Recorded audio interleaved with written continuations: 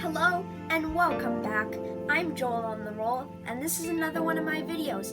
Now today, I'm going to be showing you an easy way to test if your toilet paper is safe for your RV. Now, a really easy way to do it, I'm going to be showing you. It's very simple. All you need is a container with a lid and a square of toilet paper and some water.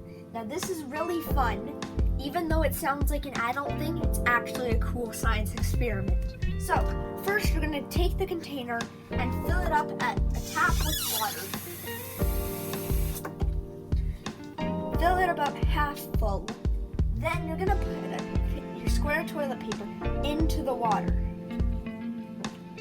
Now this comes the fun part. Put the lid on. And then you're gonna shake it up.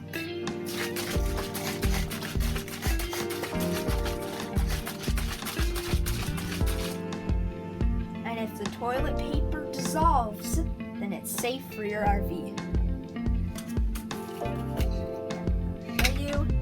See, it's totally dissolved.